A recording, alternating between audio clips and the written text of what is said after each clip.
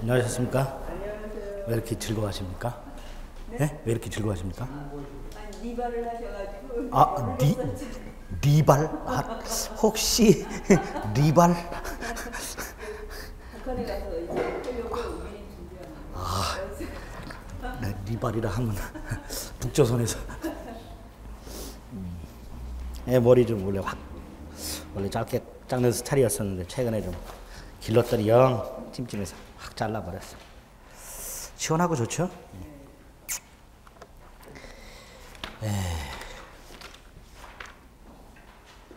우리가 물권법 총론 등기와 관련된 것들까지 했죠? 지난 시간에 가등기까지 했죠? 그쵸? 그리고 오늘 OX문 지문 보셨죠? 네, 오늘 OX문 복습 지문 보셨잖아요. 이 지난주, 지지난주 OX 지문과는 약간 차원이 다르죠? 가불병도 등장하고, 그렇죠? 제가 처음에 말씀드렸습니다. 물권법 총론은 판례 위주로 나오고, 그리고 그 판례를 사람을 엮어가지고 이렇게 가불병정이 사례 형태라 그래요. 이 사례 형태의 문제나 사례 형태의 지문들이 주로 나옵니다. 우리 그 지난주부터 봤던 복습 지문들이 다 기출됐던 지문들입니다. 그거 확인하는 거니까. 지금 한 12개 정도 매주 나갈 텐데, 한 2-3개 맞으시면 돼요. 2-3개 맞기도 힘들 거예요. 네, 2-3개 맞기도. 대충 찍으면 2개는 맞죠, 그렇죠? 찍는 거예요. 네, 그렇죠. 그러니까 그 정도 되니까 신경 쓰지 마시고 조금 지나야 한 6-7개 이렇게 반 정도 올라갑니다. 자, 지난 시간에는 물권법 총론까지 했고요. 이제 오늘 다음 주에 걸쳐서 물권법 강론을 봐야 됩니다. 자, 물권법 강론에는 9 내지 10문제가 나온다 그랬는데 7개의 권리가 존재합니다. 7개의 권리가 있어요. 그 중에서 소유권이라는 권리하고요. 뒤에 나오는 저당권이라는 권리, 이 2가지 권리가 대단히 중요합니다. 소유권하고 저당권이 각각 2문제씩 기본적으로 나옵니다. 2문제씩. 저당권은 3문제 나오기도 하고요. 그리고 이제 지역권은 한 3년에 한 번 나옵니다. 3년에 한 번. 잘 나오는 권리는 아니고요. 그 다음에 이제 점유권이라는 권리를 처음에 보시게 되는데, 이거 한 문제 나오는데요. 양도 많고, 내용도 무지막지하게 어렵습니다. 점유권이라는 권리 자체가.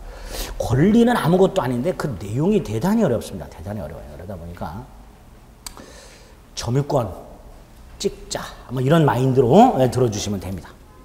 자, 일단 물권 강론에 있는 우리 시험 범위에는 7개가 있는데 원래는 8개의 물권이 존재합니다. 이 8개의 물권을 일단 크게 이렇게 나눠요.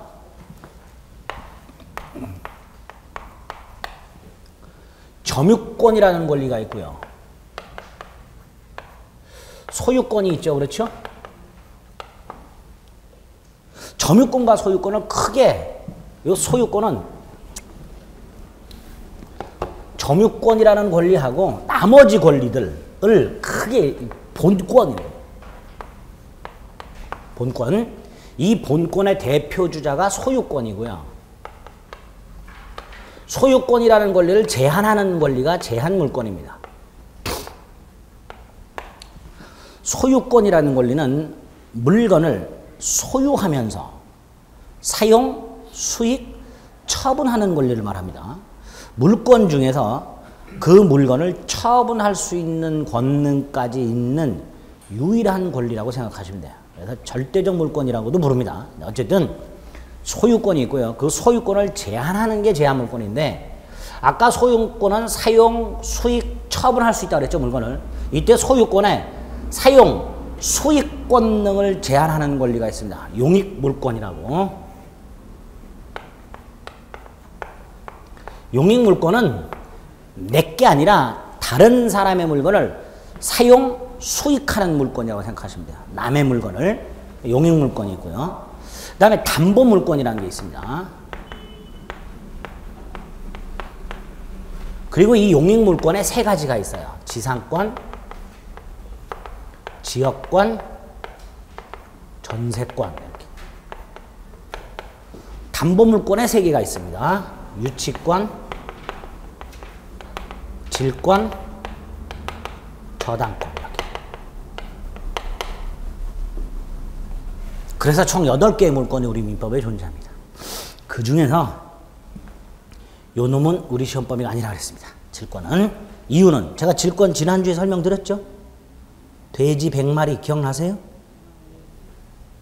일물일권주의 예외할 때 돼지 100마리 했는데 동산 양도 담보권이라고 그거 설명드리기 전에 전당포 얘기를 했었어요.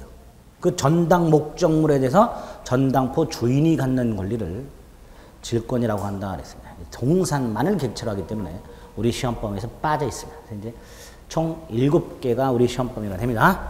그러면 먼저 가장 크게 점유권하고 본권을 나눠놨죠. 어떤 차이가 있을까? 이 점유권은요, 물건을 점유하는 권리, 이렇게 점유하는 권리.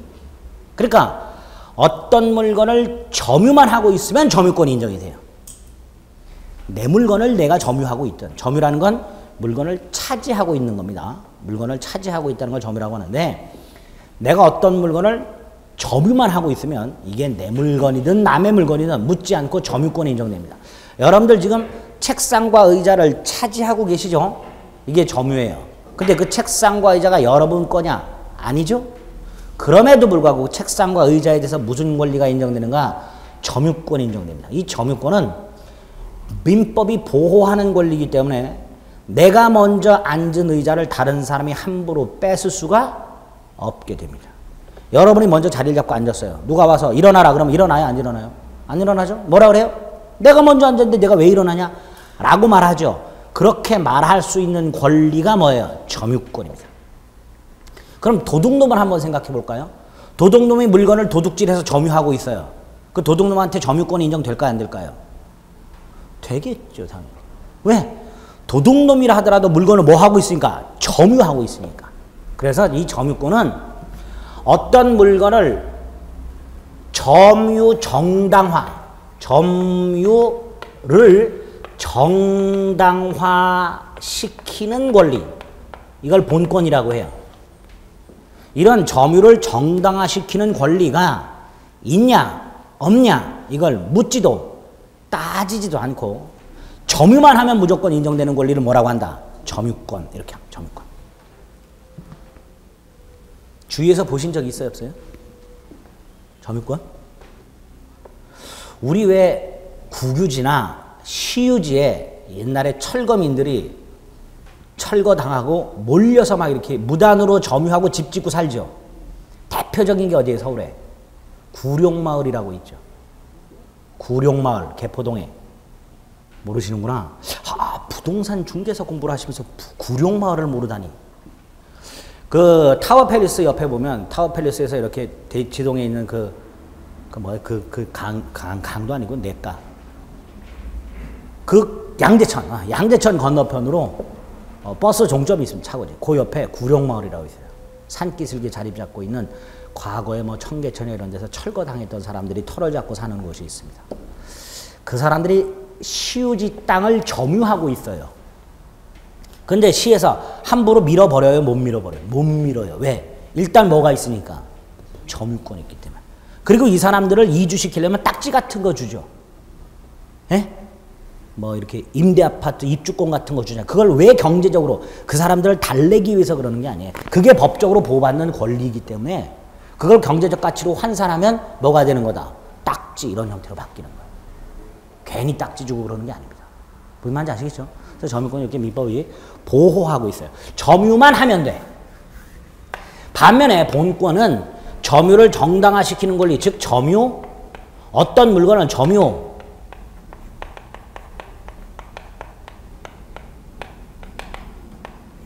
점유할 수 있는 권리라고 해서 줄여갖고 점유할 권리라고 합니다.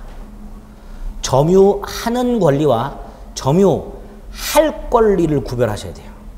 점유하는 권리는 점유권이고 점유할 권리는 본권이고.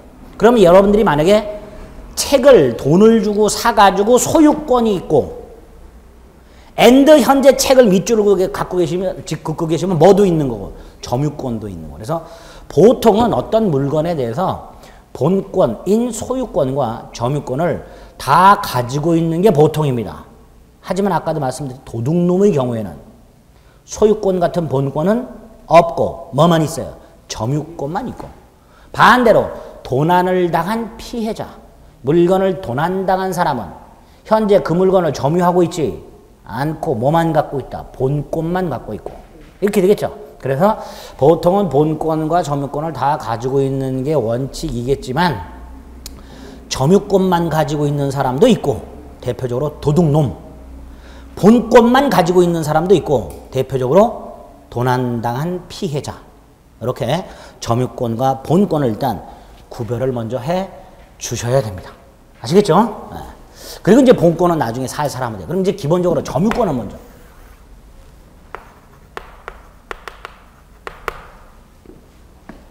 의의는 지금 말씀을 드렸어요. 뭐라고?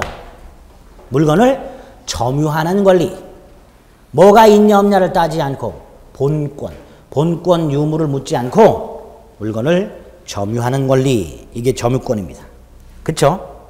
그래서 점유의 개념에 보면 물건에 대한 사실상의 지배를 말한다 라고 되어 있습니다. 물건에 대한 사실상 지배. 법적 지배가 아니라 사실상 지배. 그러면 뭐가 인정된다? 점유권. 이 점유권은 말 그대로 물건을 이렇게 점유하고 있어야만 인정되는 거예요. 따라서 내가 현재 물건을 점유하고 있질 않아. 당연히 점유권 인정 안 되겠죠. 근데 예를 들어서 주차장에 내 차를 세워놓고 왔어. 그 주차장에 세워놓은 자동차에 대한 점유권이 인정될까요? 안 될까요? 네? 된단 말이죠. 이유는 점유권의 개념 자체가 점유하는 권리지만 플러스 점유를 회복할 시간적 즉시성. 주차장에 세우는 거 내려가기만 하면 바로 점유를 회복하죠. 집에 두고 온 물건 가기만 하면 회복하죠. 이렇게 즉시 점유를 회복할 가능성이 있는 것들도 점유권이라고 하는 거예요. 그것도 점유라고 합니다. 그래서 니은에 보면 반드시 물리적 직접적 지배만을 의미하지는 않는다 이렇게 놨죠. 반드시 손에 꼭 쥐고 있어야 되는 것만을 의미하는 건 아니에요. 제가 지금 저기 휴게실에다가 제 외투하고 가방을 두고 왔어요. 폰하고. 수업시간 끝나고 가기만 하면 금방 회복할 수 있죠. 그럼 저는 현재 내가 직접 지배하고 있지는 않지만 언제든지 지배를 회복할 가능성이 있기 때문에 저기 두고 온 스마트폰이나 이런 것에 대한 점유권을 상실하지 않습니다. 이렇게 점유권은 물건을 사실상 지배하면 인정되는 권리인데 그 사실상 지배라는 게 꼭 물리적으로 직접적으로 지배하고 있는 것만 의미하는 것이 아니라 지배 가능성을 포함하는 개념이다. 이렇게 생각하시면 돼요. 나아가 지금은 그냥 듣기만 하세요. 나아가 아예 물건을 지배하지 않아. 그래도 점유권 인정되는 경우가 있어요. 예외겠죠. 물건에 대해서 사실상 지배를 해야만 점유권이 인정된다. 다만 이 사실상 지배는 물리적 직접적 지배만 의미하는 것은 아니고 지배 가능성의 회복까지를 의미한다. 이렇게 점유권을 설명드렸죠. 그런데 여기서 더 나아가서 예외적으로 지배조차 하지 않는데도 불구하고 점유권이 인정되는 경우가 있습니다. 이걸 관념적 점유라고 해요.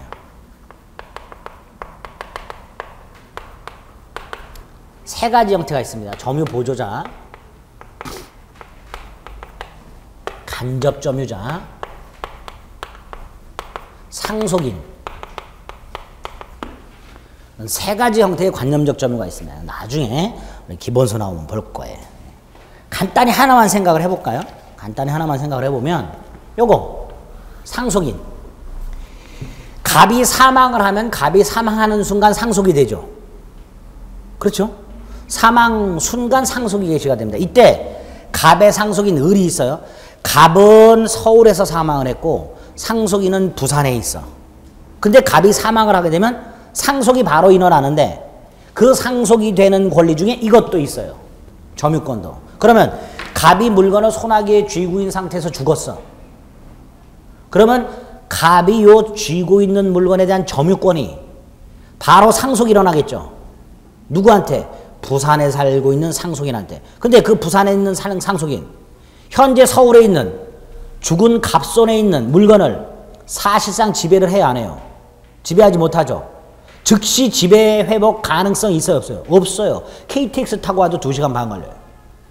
그러니까 결국 갑이 서울에서 사망을 할 때 손에 쥐고 있던 물건에 대한 점유권이 갑이 사망을 하는 순간 부산에 있는 상속인에게 그대로 점유권이 상속이 되는데 이때 부산에 있는 상속인은 물건을 사실상 지배하고 있다, 안 하고 있다? 안 하고 있다는 말이죠. 그럼에도 불구하고 뭐가 인정된다? 점유권이 인정된다. 그래서 원래 점유권에게는 물건에 대한 사실상 지배에 부여되는 법적 힘이 있는데도 불구하고 예외적으로 물건을 점유하지 아니함에도 불구하고 점유권이 인정되는 경우가 있더라 말이에요.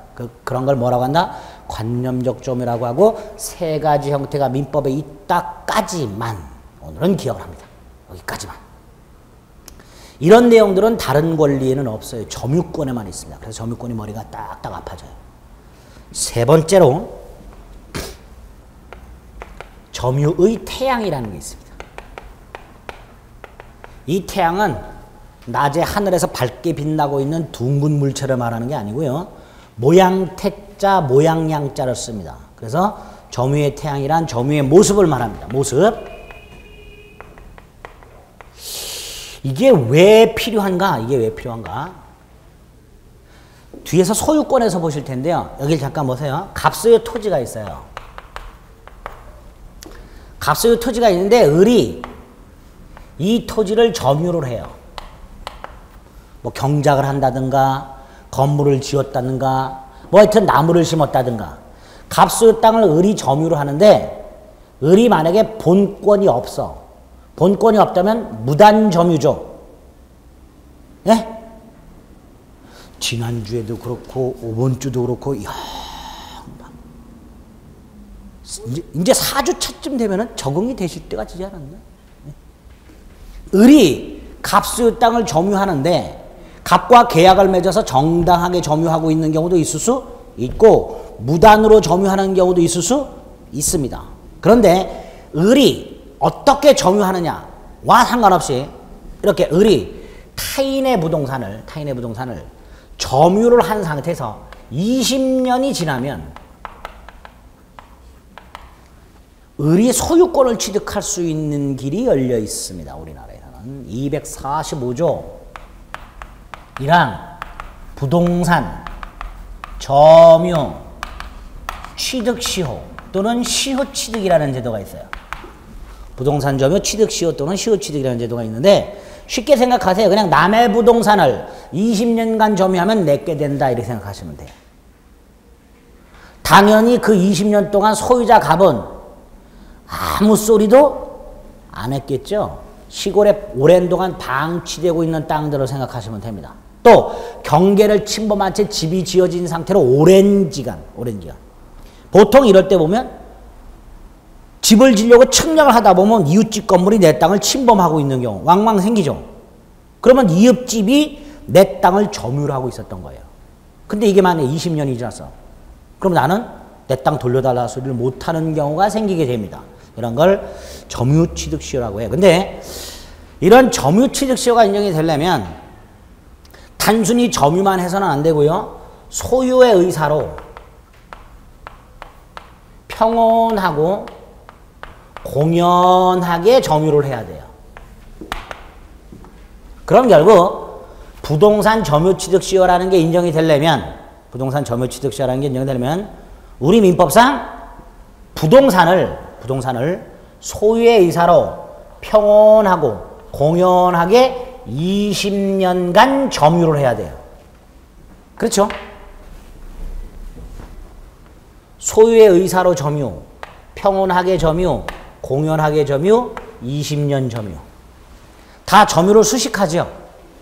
이런 걸 점유의 태양이라고 합니다. 이런 걸. 어떤 특별한 법률 규정에서 물건을 점유해라. 점유할 때 이렇게 점유를 해라. 이렇게 점유하면 이런 권리를 주겠다. 이런 걸 점유의 태양이라고 합니다. 이 점유의 태양이 우리 민법상 6개가 있습니다. 6개. 점유의 태양이 소유의 의사에 의한 점유. 이걸 자주점유라고 해요. 소유의 의사에 의한 점유를 뭐라고 한다? 자주. 반면에 소유의 의사가 없는 걸 타주 이렇게 불러요. 우리 입문서에는 자주점유와 타주점유만 나와 있습니다. 그렇죠? 자주란 건 뭘 말한다? 소유의 의사에 의한 점유. 타주는 뭘 말한다? 소유의 의사가 없는 점유. 그 다음에 선의 점유라는 게 있고 악의 점유라는 게 있습니다. 만약에 을이 갑수의 땅을 점유를 했는데 자기 땅인 줄 알고 점유했다. 을이. 그럴 수 있죠. 경계를 잘 몰라서 내 땅인 줄 알고, 즉 갑수의 땅인 걸 모르고 점유하는 경우도 있고 내 땅이 아니란 걸 뻔히 알면서 점유하는 경우도 있습니다. 이걸 선의 점유, 악의 점유 이렇게 봅니다. 선의가 다시 제가 둘로 나뉜다 그랬습니다. 선의라는 건 뭘 모르고 있는 건데 이게 두 가지예요. 주의를 기울였더라면 알 수 있었는데 부주의하여 모르고 있는 경우, 이걸 과실이라 그랬습니다. 반면에 아무리 주의를 기울였다 하더라도 모르는 경우, 이걸 무과실이라 그랬어요. 그래서 선의 점유가 또다시 무과실 점유, 과실 점유 이렇게 나눕니다. 또 이 남의 물건을 점유를 할 때 폭력을 쓰지 않고 점유하는 경우, 쉽게 말하면 물건을 뺏지 않고 점유하는 경우를 평온 점유라고 하고요. 뺏어버린 경우, 폭력을 써서 점유하는 경우를 폭력 점유 이렇게 봅니다.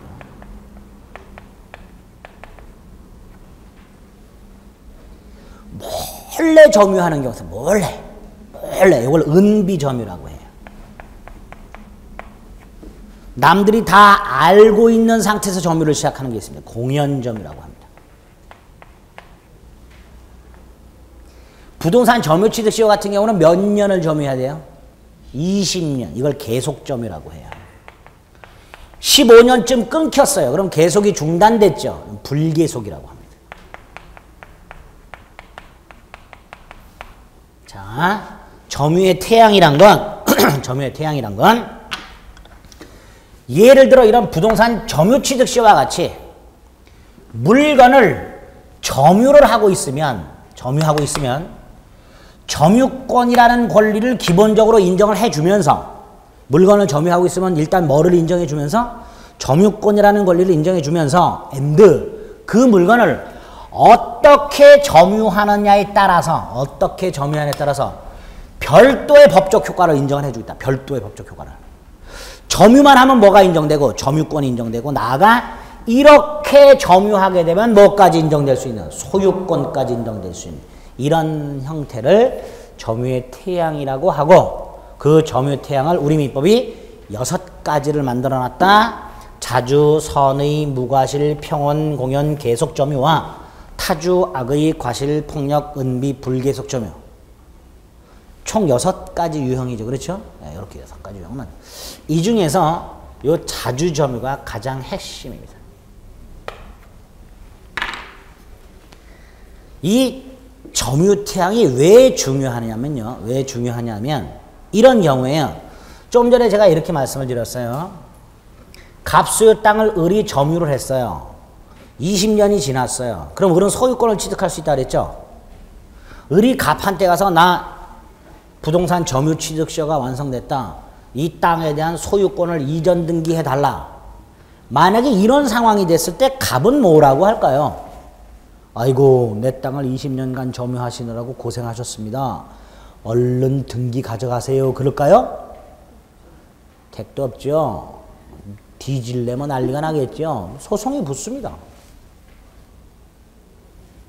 을이 갑을 상대로 245조 1항이 터잡아 부동산 점유취득시효 완성을 이유로 하는 이전 등기를 청구하게 됩니다.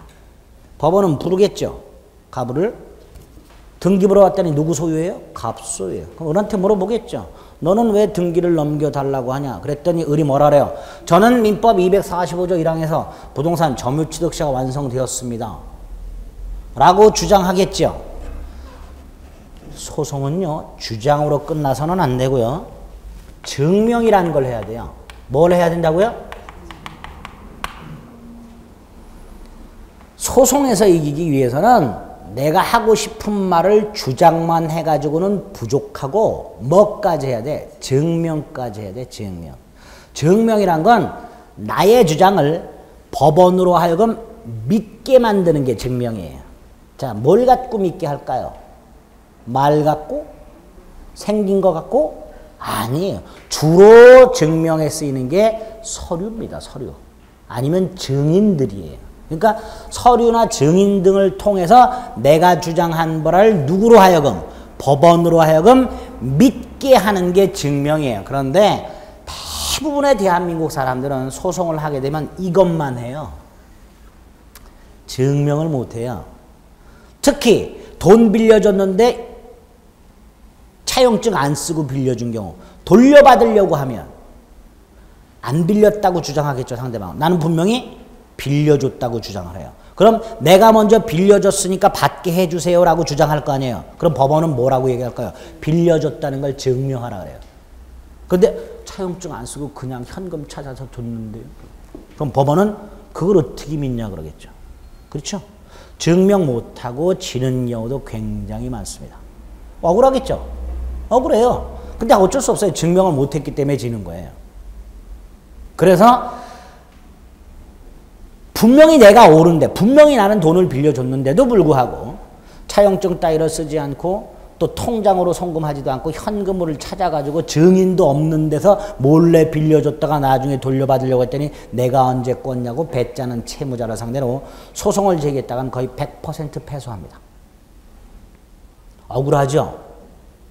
그러니까 패소하고 나서 대한민국 사법체계가 썩었다고 얘기하면서 남대문에 불을 지르게 되는 거예요. 남대문에 불 지른 분이 왜 불 질렀어요? 그때 72세 대신 노인분이 불 질렀잖아요. 남대문에. MB 정권 초창기에. 왜 그러셨어요? 대법원까지 가서 소송해서 졌기 때문에 불 지르셨잖아요. 근데 그분 주장을 딱 들어보면 소송에서 주장만 했을 뿐 증명을 못 하셨어요. 다 깨졌어요. 그러니까 그분이 잡히고 나서 뭐라고 얘기했어요? 법원이 내 말을 들어주지 않는다. 들어는 줘요. 근데 들어주는 걸로 끝나는 게 아니야. 뭘 해야 돼? 증명을 해야 돼요. 증명 못하면 지는 거예요. 그럼 이 경우, 자, 돌아옵니다. 분명히 갑소유 땅으로 등기부엔 갑소유 땅으로 되어 있는 걸 갑은 증명을 했어요. 을은 이전 등기를 청구했으니까 이전 등기를 청구하는 이유를 증명해야죠. 을은 이렇게 말합니다. 법원에서.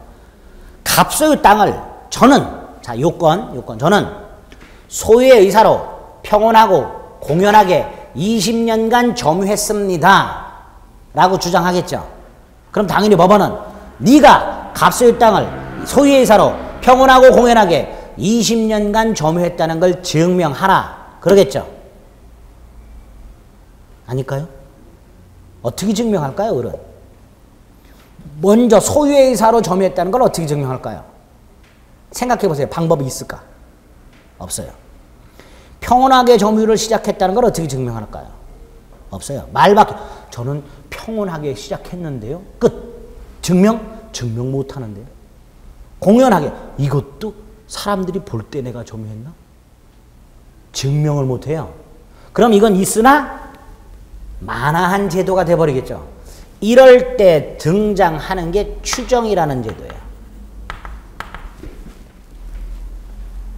추정이라는 제도는 어떤 사실이 증명이 어려울 때 그러한 사실이 아예 있다, 없다라고 일단 한번 깔고 들어가는 걸 추정이라고 해요. 깔고 들어가는 거.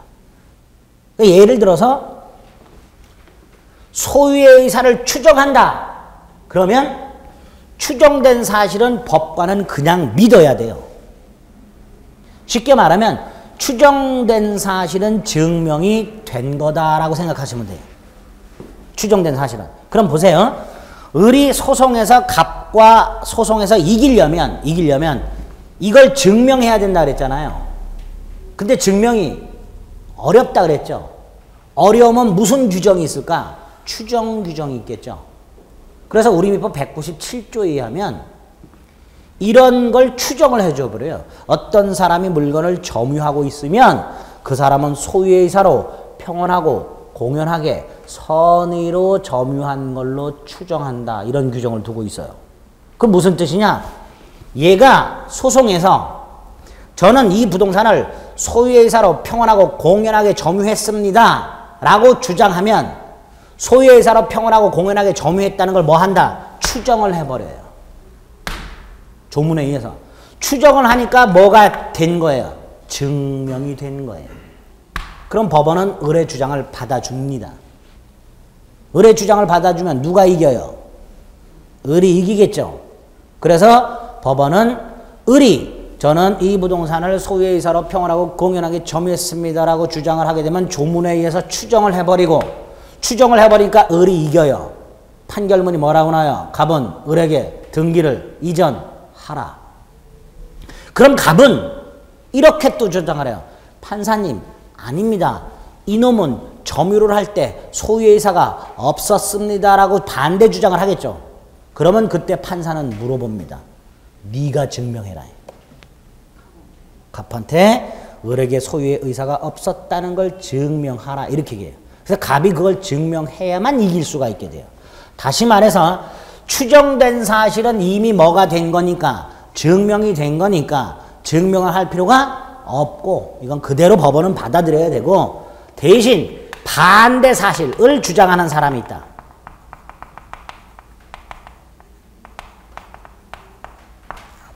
이 반대 사실을 주장하는 자가 반대 사실을 증명을 해야 증명을 하게 되면 이게 깨져요. 추정되는 게 깨집니다. 이걸 추정력의 복멸 이렇게 부릅니다. 추정이 깨진다 이렇게 생각하시면 돼요. 굉장히 어려운 개념입니다. 추정과 반대 사실의 증명 그리고 추정이 깨진다라는 개념들은 다 소송과 관련된 것들이에요. 소송이라는 건 자신이 말하고자 하는 것을 주장 앤드 뭐 하는 절차, 증명하는 절차인데 문제는 증명할 방법이 없을 때 뭐가 없을까? 증명할 방법이 없다. 이럴 때 추정 규정이 있는지를 찾아보면 쉬워요. 없으면 증명해야 되는 거고 만약에 추정 규정이 있다면 그 사실은 증명할 필요가 없고 이미 증명이 된 거고 그래서 지문을 읽다 보면 나중에 기본서 지문을 읽다 보면 이러이러한 사실이 추정된다라는 말이 나오면 딱 주목해서 보셔야 돼요. 아 이거 소송에서 그냥 인정해 주는 거구나 이렇게. 반대로 이러이러한 사실은 추정되지 않는다 그러면 아 이거는 따로 증명해야 되는 거구나 이렇게 생각하셔야 돼요. 무슨 말인지 아시겠죠? 네, 이렇게 점유의 태양이란 건 자 정리합니다. 개념만. 점유의 태양이란 건 물건을 점유하고 있는 자에게 점유권이라는 권리를 인정해 주는 것에서 더 나아가서 한 걸음 더 나아가서 그 물건을 어떻게 점유하느냐에 따라 점유권이라는 권리 외에 별도의 법적 효과를 인정해 주는 그런 형태를 점유의 태양이라고 한다. 두 번째, 점유의 태양이 우리 민법이 6가지 종류가 있다. 세 번째, 이 점유의 태양은 어디에서 의미가 있을까? 구체적으로 소송에서 의미가 있게 됩니다. 소송에서 의미가 있는데 소송은 주장과 증명 절차다. 이럴 때 점유 태양은 증명이 쉽다 어렵다? 어렵다. 그래서 추정 규정이라는 게 만인이 되어 있습니다. 197조 1항, 198조 이런 것들. 추정 규정, 점유 태양과 관련된 추정 규정이 있게 됩니다.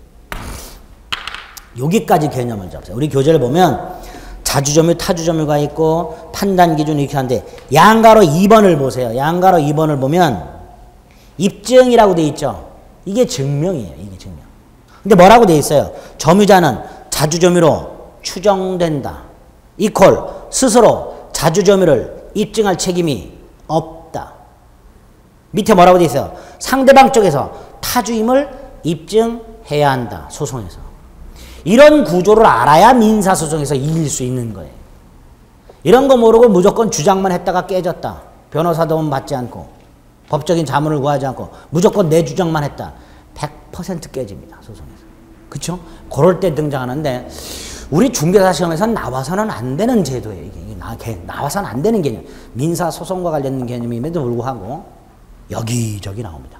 미리 쐐기를 박습니다. 에? 이런 개념이 나온다는 거. 자주와 타주는 요것 때문에 지금 설명드린 거예요. 원래 안 드렸어야 되는데 그것만 이해하시면 됩니다. 되셨죠? 네? 됐다고 해주세요. 198페이지로 갑니다.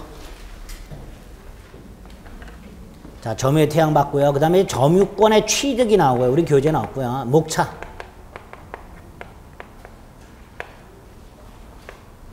점유권의 효력이 나옵니다. 우리 점유권의 효력을 보게 되면 자주점유의 추정 197조, 점유계속의 추정, 권리적법 추정해서 추정이 나오죠? 점유권에는 이렇게 추정 규정이 굉장히 많아요. 근데 이거는 지금 추정이라는 게 그런 거구나 정도만 기억을 해주시면 됩니다. 점유권의 효력관에서 두 가지 개념만 오늘 더 잡으시면 돼요. 하나가 오른쪽에 있는 점유자와 회복자와의 관계고요. 또 하나가 밑에 있는 점유보호 청구권입니다. 이 두 가지 개념만 추가해서 잡습니다. 지금 제가 점유권의 껍질만 살짝 깐 거예요. 껍질만 살짝 깠어. 그런데도 머리 아프죠? 내용물을 보면요. 쑥하고 마늘을 또 찾게 돼요. 저 자식은 민법은 뭐 맨날 하다 보면 쑥 마늘을 찾는다고요. 아예 갖고 다녀?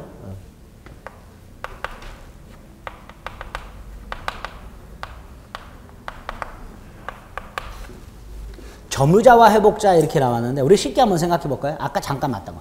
갑소유 땅이 있고요. 을소유 땅이 있습니다. 경계선이 여기예요. 근데 경계선에 표시가 안 돼 있어요.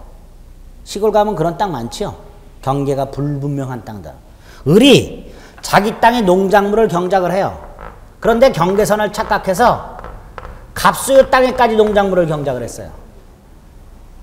즉 남의 땅을 침범해서 경작을 하고 있습니다. 이때 갑은 이 땅이 자기 땅이 아니라는 사실을 모르는 경우도 있고 아는 경우도 있을 수 있죠. 남의 땅의 농작물을 무단 경작을 할 때 그 땅이 남의 땅이라는 사실을 알고 있는 경우도 있고 모르고 있는 경우도 있는데 알고 있냐 모르고 있냐를 떠나서 일단 을은 농작물을 경작하면서 이 땅을 뭐 하고 있는 거예요? 점유. 그렇죠?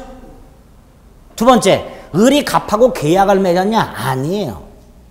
그냥 경작하는 거예요. 아까도 말씀드렸듯이 을이 자기 땅의 농작물을 경작하다가 경계선을 착각해서 갑소유 땅을 침범해서 경작을 하고 있으니까 을은 갑하고 계약을 맺은 바가 없으니까 을이 갑소유 땅을 점유하는 것은 정당한 건 아니죠.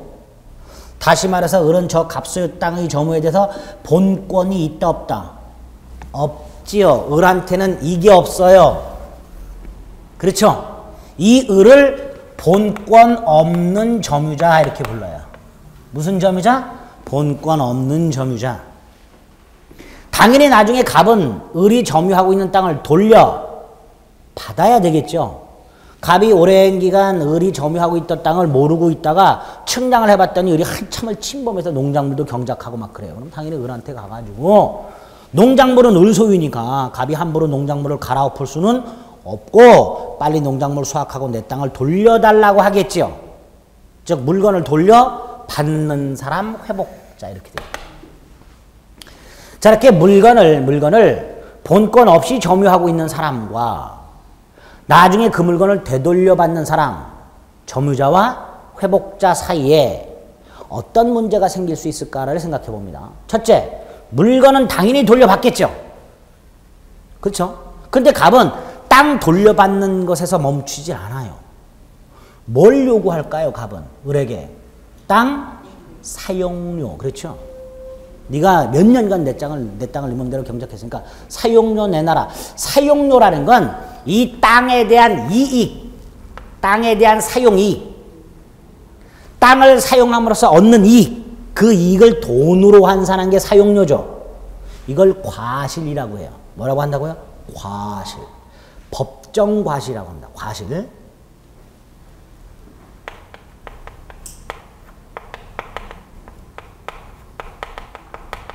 자, 갑이 을한테 땅을 돌려받는 건 당연한데 갑이 을한테서 사용료를 받을 수 있을까? 네? 즉 과실을 누가 수취할까? 과실을 갑이 수취한다면 갑은 을에게 사용료를 받아낼 수 있는 거고, 과실을 갑이 수취한다면 만약에 과실을 을이 수취할 수 있다고 규정을 해놨다면 을은 땅 사용료를 돌려줄 필요가 없고 이런 문제가 생겨요. 그래서 물건을 본권 없이 점유하고 있는 자와 회복자 사이에 물건을 돌려받는 것 외에 첫째로 과실수취의 문제가 있습니다. 근데 보통 이렇게 말씀드리면 대부분의 수험생들이 아이고 당연히 받을 수 있는 거 아니냐. 당연히 땅 사용료 받을 수 있는 거 아니냐라고 생각하시겠지만 물건을 사용한 사람 중에 자기 물건이라고 생각하고 사용한 사람이 있을 수 있어요. 선의. 그렇죠? 이 사람은 자기 거라고 생각했기 때문에 사용료를 줄 생각을 처음부터 아예 한 적이 없는 사람이에요. 이 사람한테 나중에 느닷없이 나타나서 그동안 땅을 한 번도 돌보지 않았던 갑이 나타나서 사용료 내놔라. 이거는 땅의 경제적 효용 측면에서 불합리하다라고 보는 게 우리 법적인 태도예요. 그러다 보니까 지금 말씀드린 대로 갑이 을한테서 땅을 돌려받는 것에서 더 나아가서 당연히 사용료도 받을 수 있는 거 아니냐라고 생각해서는 안 됩니다. 갑이 사용료를 받을 수 있는 경우도 있고 못 받는 경우도 생겨요. 그걸 과실을 누가 수취하느냐의 문제예요. 그게. 그런 게 하나 문제예요. 두 번째로요. 이 땅이 굉장히 비옥했던 땅이에요. 그런데 을이 몇 년간 농작물을 막 2모작, 3모작 해서 농작물을 농작하다 보니까 땅이 너덜너덜해졌어요. 그 비옥했던 땅이 갑은 무슨 생각을 할까요? 땅이 을의 농작물 경작으로 인해 황폐화됐으니까 당연히 갑은 손해배상을 요구하는 경우가 있을 수 있겠죠. 그런 경우가 두 번째로 생길 수 있어요. 반대의 경우도 생각을 해볼 수가 있어요. 갑소유 땅이 굉장히 척박했던 땅이에요. 자갈도 많고.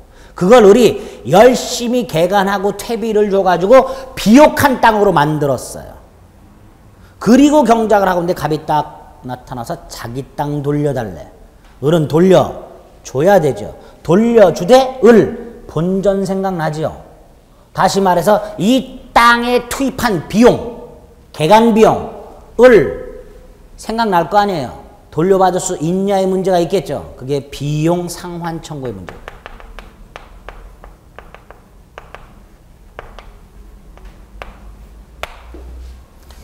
요 세 가지 관계를 점유자와 회복자와의 관계다라고 말을 해요. 자, 점유자와 회복자와의 관계 구체적인 내용은 다음 순화로 넘기고 점유권 관련해서 점유권의 효력 관련해서 이런 게 문제가 될 수 있더라. 이런 게. 첫째가 본권 없는 점유자와 물건을 되돌려받는 회복자 사이에 물건은 되돌려받는다. 그건 당연하다. 앤드 세 가지가 더 사용료 내야 되냐 안 내도 되느냐. 점유자가 물건을 훼손시켜서 손해가 생겼다. 그 손해를 배상해야 되느냐 말아야 되느냐. 반대로 점유자가 물건에 비용을 지출했다. 나중에 이거 돌려받을 수 있냐 없냐. 이 세 가지가 문제가 되고 이 세 가지에 관한 우리 민법상의 제도들을 점유자와 회복자와의 관계라고 이름을 붙이고 201조, 202조, 203조에서 규정을 두고 있게 됩니다. 아주 단순하게 예를 들어볼까요? 지금은 땅을 예를 들었는데 도둑질하는 걸 한번 생각을 해볼게요. 갑소유 자동차를 을이 훔쳤어요. 자, 을. 자동차를 훔쳤으니까 본권 없는 점유자. 이렇게 되죠. 자, 갑소유 땅을 을이 훔쳐갖고 타고 다니고 있다가 고장이 나서 을이 을의 돈으로 수리를 했어요. 갑소유 자동차를 을이 훔쳐서 타고 다니다가 고장이 나서 을이 자동차를 고쳤어. 비용을 들였죠. 그래 안 그래요? 나중에 갑이 나타나서 자기 자동차 내놓으래. 을은 도둑질 했으니까 자동차 돌려줘야죠. 문제는 수리비. 을이 자동차 수리했다 그랬죠. 자, 도둑질한 놈이 도둑질한 물건을 수리했을 때 나중에 소유자가 나타나서 물건을 돌려줘야 되는 경우 물건 돌려주는 걸로 끝나느냐 아니면 도둑놈이라 할지라도 수리비 돌려받을 수 있냐 이런 것들을 해결하는 게 여기에 있는 거예요. 돌려받을 수 있을까요? 없을까요? 수리비. 있다고 돼 있어요. 우리 민법은. 도둑놈이 물건 도둑질한 거에 대해서 형사처벌받는 건 변론으로 하고 도둑질한 물건에 비용을 지출했다. 나중에 돌려받을 수 있다 없다? 있다. 그런 게 이런 거예요. 좀 이상하죠? 안 이상해요? 이상하죠. 물론 아직까지 그게 사건으로 된 적은 없어요. 도둑놈이면 대번 소유자가 나타나면 도망가지 당당히 서가지고 수리비 내놔라 이런 놈은 없으니까 지금까지 문제가 된 경우는 없지만 법적으로는 할 수 있는 것처럼 되어 있더란 말이죠. 그런 것들을 해결하는 게 점유자와 회복자와의 관계입니다. 본권 없이 물건을 점유하고 있는 자와 그 물건을 돌려받는 자 사이의 관계 세 가지가 문제가 될 수 있다. 이게 점유권 해력의 첫 번째. 대단히 중요하고 대단히 어렵습니다. 두 번째가 오른쪽에 나와 있는 밑에 있는 점유보호 청구권. 근데 점유보호 청구권 밑에 반가운 목차가 쭉 나와 있네요. 점유물 반환 청구권, 한 장 넘기면 방해 제거 청구권, 다음에 방해 예방 청구권. 반환 방해 제거 방해 예방 청구권 어디서 봤나요? 지난주에 물권적 청구권에서 봤습니다. 물권의 내용 실현이 누군가에서 방해당하고 있을 때 또는 침해당하고 있을 때 그럴 염려가 있을 때 현재의 물권자가 그걸 방해, 침해, 염려 있는 자를 상대로 반환, 방해 제거, 방해, 예방을 청구할 수 있는 권리. 그 물권적 청구권이 유형이 3개, 반환, 방해 제거, 방해, 예방. 그리고 우리 민법은 어떻게 규정하고 있다? 점유권의 한 세트, 소유권의 한 세트. 그 중에서 점유권에 있는 세트가 바로 이거예요. 점유 보호 청구권. 점유권이라는 물권의 타잡은 물권적 청구권 당연히 3개가 있겠죠. 점유물 반환 청구, 점유물 방해 제거 청구, 점유물 방해 예방 청구. 이 권리는 점유권에 터잡은 겁니다. 자, 이렇게 한번 생각해 볼까요? 아까 갑소유 자동차를 을이 훔쳐서 타고 다녀요. 을이 점유하고 있죠. 그쵸? 갑이 자동차를 찾으러 다니다가 발견을 했어요. 을이란 놈이 차에서 딱 내려. 내 차에서 번호판도 내 거야. 쫓아가서 이 자식 내 자동차 내놔. 갑이 뺏어올 수 있을까요 없을까요? 갑이 뺏어올 수 있을까요 없을까요? 내가 도난당한 물건을 발견을 했어요. 도둑놈한테서. 그 도둑놈한테서 뺏어올 수 있을까요 없을까요? 없어요. 왜? 뺏어오는 순간 도둑놈의 뭘 침해해요? 점유권. 그래서 도둑놈은 소유자를 상대로 점유물 반환 청구를 할 수 있게 됩니다. 그게 점유물 반환 청구예요. 못 뺏어와요. 어떻게 될까요? 돌려주세요 청구해야 돼요. 힘으로 뺏어올 수가 없어요. 뺏어오는 순간 도둑놈의 점유권을 침탈하게 됩니다. 에?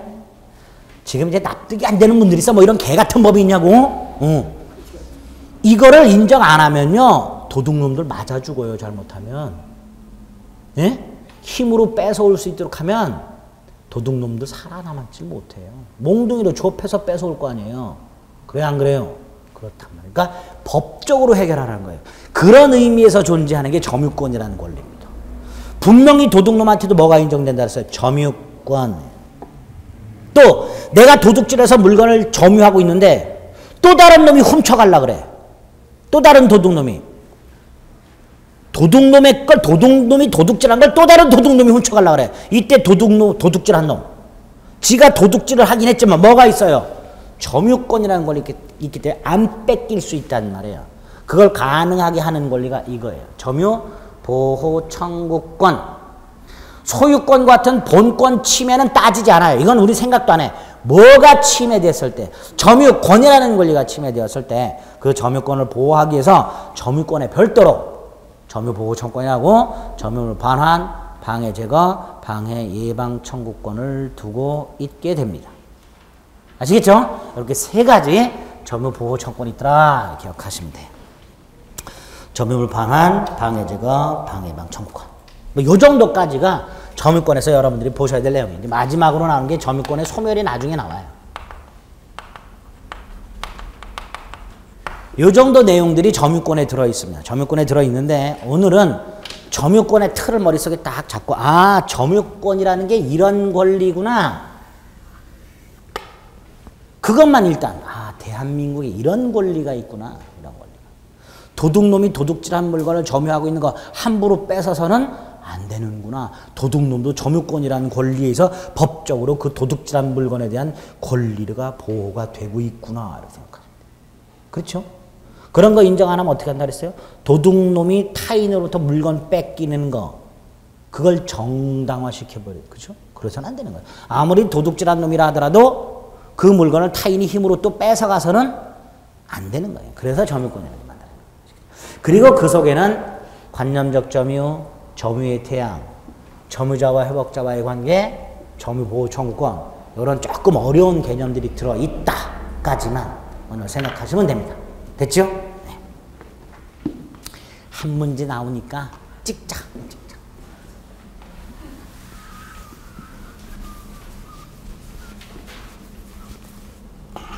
점유권이라는 권리 들은 걸로도 충분해요, 오늘은.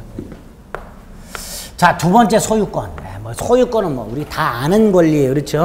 소유권은 소유권의 의. 소유권은 중요한 게 하나는 한 세 가지 정도가 있는데 하나가 상린관계라는 거고요. 그 다음에 소유권의 취득이 있어요. 대단히 중요합니다. 근데 소유권의 취득이 우리가 앞에서 봤던 권리 변동의 일종이죠. 권리 변동이라는 건 권리의 발생, 변경, 소멸이라 그랬죠. 근데 권리가 발생하면 누군가가 그 권리를 취득하겠죠. 그럼 결국 소유권 취득이란 건 소유권이라는 게 발생이 되고 그걸 누군가가 취득하는 형태를 말합니다. 이때 원인이 두 개가 있겠죠. 원인. 소유권을 취득하는 원인. 뭐하고 뭐가 있을까요? 이 벌써 이제 세 번째 말씀드리는 거예요. 권리 변동의 원인을 법률 요건이라 그랬고 법률 요건에는 두 개가 있다 그랬어요. 뭐하고 뭐? 법률 행위와 법률 규정.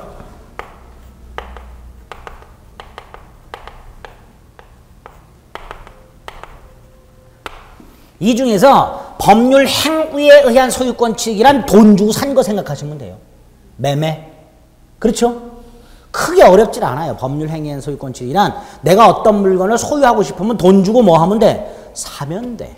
문제는 이거예요. 법률 규정에 의한 소유권 취득. 내가 소유자로부터 산 적이 없음에도 불구하고 소유권을 취득하는 경우가 있더란 말이죠. 그걸 법률 규정에 의한 소유권 취득이라고 하게 되는데 취득시효라는 제도가 있고요.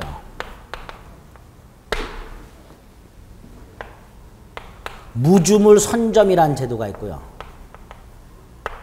유실물 습득, 다른 사람이 잃어버린 물건을 주웠어요. 소유권 취득한 경우 있습니다. 매장물 발견.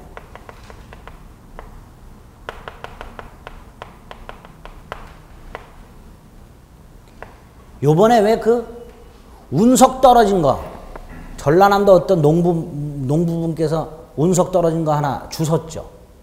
그렇죠? 그게 뭐 값어치가 뭐 3억에서 5억 정도 된다 그러죠. 돌덩이 요만한 게. 예? 한국지질자원연구소에서 그거 살려고 시도하는데 뭐 얼마를 부르신다더라 가격을. 그래서 못 사고 있죠. 그 사람한테 소유권 인정되는 거예요. 왜? 무주물이에요.